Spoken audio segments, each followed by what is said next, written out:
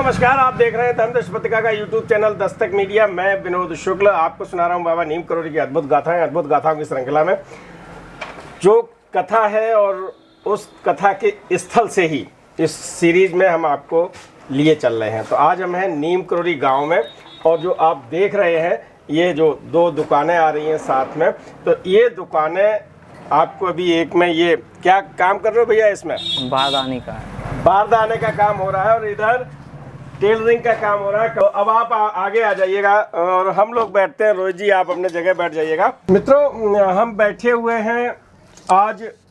आप फोटो दिखाइए जरा इस चित्र में, जरा हाथ में लेके आप दिखा दीजिएगा भाई। अनमोल जी, मैंने नाम बता दिया, इनका नाम अनमोल जी है। और ये फोटो जो देख रहे हैं ना, बहुत गौर से देख लीजिएगा। ये फोटो है पूज्य श्री नाथू राम जी शाह जी का, ठीक है ना। तो शाह जी के संबंध में अभी आप कुछ नहीं समझे होंगे।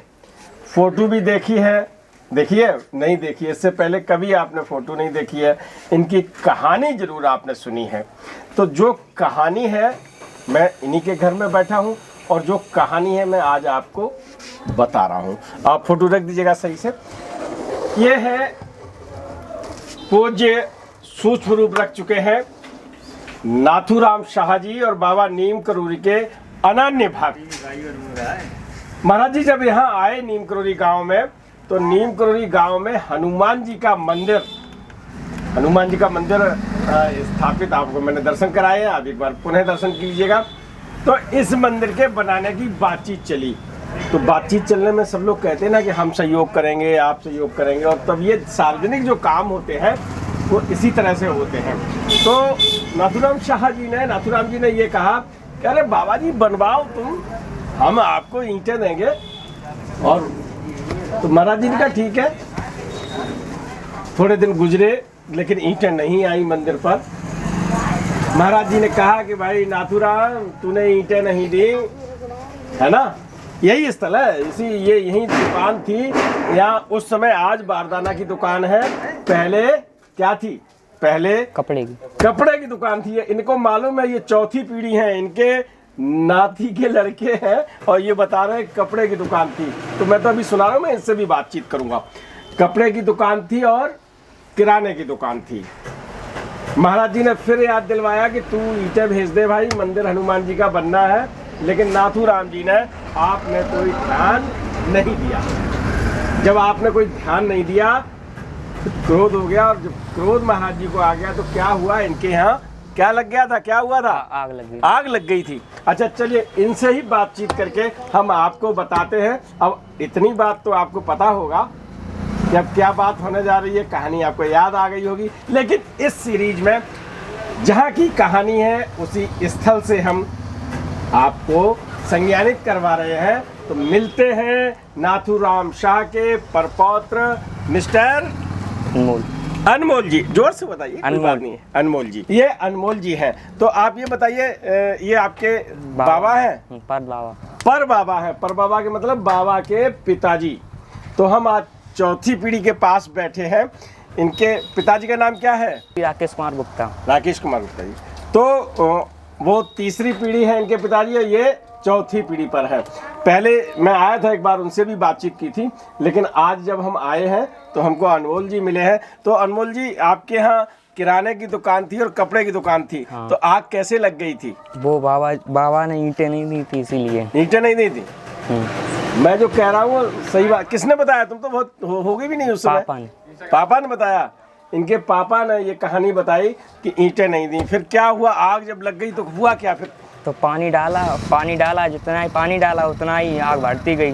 मतलब पानी डालते थे तो आग भड़क जाती थी? हाँ। आपको याद होगा, मैंने आपको बताया था कि जब पानी डालने की बात इनके पिताजी से भी बातचीत हुई थी, तो उन्होंने बताया था कि जब पानी डालते थे ना, तो ये लगता था पेट्रोल डाल दिया, मिट्टी का तेल डाल दिया।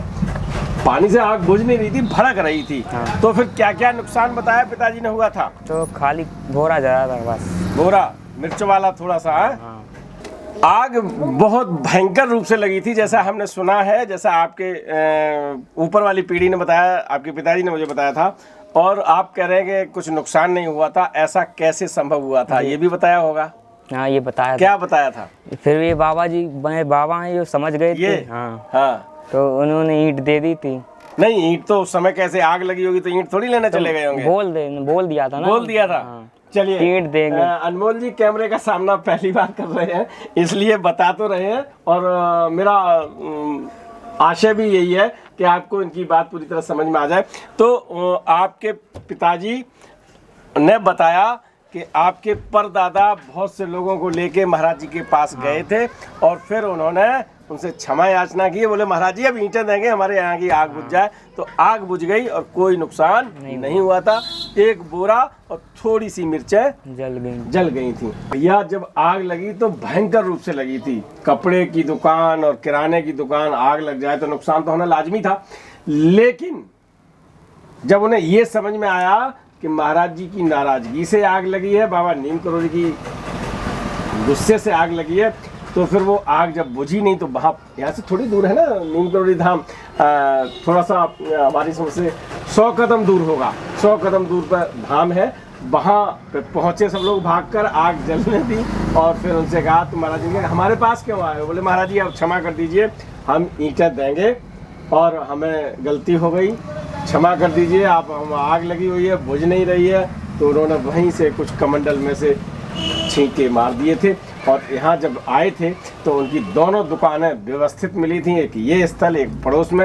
ये दोनों दुकानों में बिल्कुल ऐसा लग ही नहीं रहा था आग लगी है, केवल कुछ मिर्चें जली हुई मिली थी। तो आज उसी स्थल से जहाँ आग लगी थी उन्हीं के घर से, नाथूराम शाह जी के यहाँ से, और पुनः फोटो एक बार हम आपको दिखा देते हैं, इनको देख लीजिएगा। ये आग लगने की जो घटना हुई थी वो इन्हीं के यहाँ हुई थी और आज हमारी सबकी स्मृतियों में है ये। और इस कहानी से एक शिक्षा भी ले लीजिएगा। अगर आप किसी संत से, आप किसी देवता से बोलते ना प्रसाद चढ़ाएंगे, बड़ी कहानियाँ थी। सत्यनारायण की कथा में भी ये है कि अगर बोल दी कथा और नहीं कराई तो उसका दंड भुगतना पड़ता है ना। सत्यनारायण की कथा भैया है ना, सुनिए ना। चलिए, इसी तरह से नाथूराम शाह के यहाँ भी जब ईंट देने का वायदा पुनः उन्हें पक्का कर लिया और उन्होंने हनुमान जी के लिए फिर ईंट जो मंदिर बनाया उसमें ईंट दी भी थी। फिर कृपा बरसी और महाराज जी यहाँ आते जाते रहे। ये गलियां जो मैं आज आपको दिखा रहा हूँ इसमें महाराज जी खूब घूमते थे। यहाँ भी महाराज जी का चित्र आज भी लगा हुआ है। आज ये इस सीरीज का एक पुष्प आपको समर्पित करते हुए अगले अंक के साथ फिर मिलते हैं, लेते हैं आपसे विदा। राम राम।